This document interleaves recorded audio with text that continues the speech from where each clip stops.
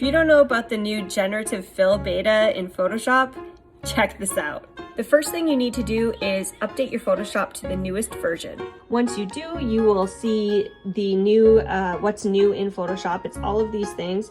The very top one is the beta. So you wanna click download Photoshop beta.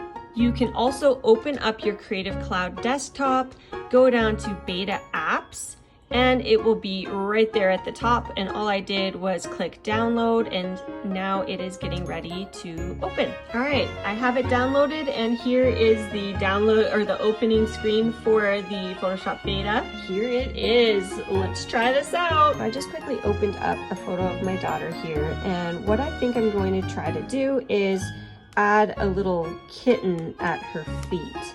So when you first open up an image, you get this bar at the bottom here, which you can select out your subject, you can remove the background, you can do all sorts of adjustments on those selections as well. But what we want to do is actually go up to our tool here, our square tool, and we're just going to select part of the grass and up here. Okay. And now we're going to go Generative Fill, and we're going to describe what we want down here. So we'll say, let's just type in kitten and see what happens. And we'll hit generate. Oh my God, that is so cute. And it looks like super realistic. It's worked out so much better than I thought. Anyways, they come up with other options as well. Usually, well, always, it's 3 different options. And so you can pick different ones. This one's got 2 tails, so you'd have to work a little bit on that. But, oh, they're all so adorable. This works so well. I'm not sure which one I like the best. Maybe the first one, because I like the lighting, because the sun on her is really bright, so I feel like this kitten fits the best with this particular image. So that's how you would use the Generative Fill for adding objects in. You can actually completely change the background as well. That's what the select subject is, so I will show you that now. Okay, so I opened up a new photo.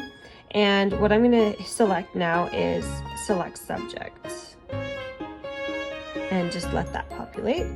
And then what we want to do, because I want to change the background, not her, we need to invert the selection. So that's this little symbol right here. Now it is inverted. Now I can type in what I want the background to be. Oh, since she's Shine from Shimmer and Shine, and all their houses are like on clouds, I'm going to have her sitting on a puffy cloud. So let's just see what that generates here. Ah! Hilarious. Okay, so let's just see what the other ones look like. Well, she's not quite sitting on a cloud there, is she? All right, let's try a different thing. Let's add a little bit more here. Just added sitting on puffy clouds in blue sky. Let's see if that does what I'm imagining here. Da, da, da. Okay, now that's a little more like it. So there's that one that they generated. That one, she's not quite sitting on the cloud there. And that one. So as you can see, there's a lot of really cool applications that you can do with this new technology in Photoshop. So here's the fun little cloud one we made with the Generative Fill. And here is the adorable little kitten. Oh my God. I am definitely going to be using this one 100%. This worked out so cool. I'm so excited for the Generative Fill beta. I really hope they can even progress this more, because I think it's going to be amazing for composites. So if you don't have the updated version of Photoshop or this beta yet, please go download it. It's so cool. It's so much fun to play around with. And I hope this video was helpful. Bye.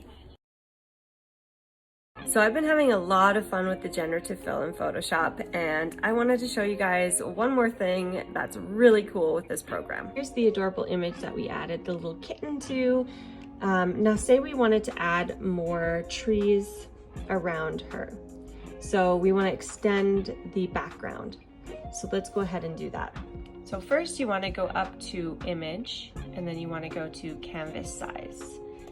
And we want to extend this canvas. So let's go to inches here for a second. So this is at 81. So say we want this 83 by 83 or something like that.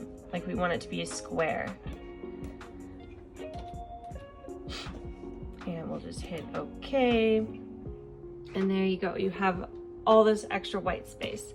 But what we're going to do is we're going to select around our image, like so, with our square marquee tool. And then we are going to invert this. Okay, so it's selecting the edges. All right, so we're going to hit Generative Fill, and now we're going to describe what we want it to do. So maybe we just write extend background.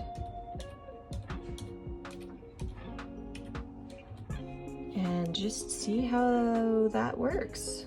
And we'll hit generate.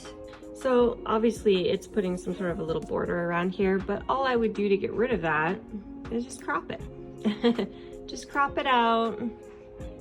You could try refilling it again with the Generative Fill, and maybe that would work, but I'm just gonna crop it out. Clearly work just as well, maybe even better than the content aware fill. If you don't know about content aware fill, or you want to know more about the Generative Fill program, let me know in the comments below and I will try and answer those for you. If you found this helpful and you want to learn more about Photoshop, give me a follow.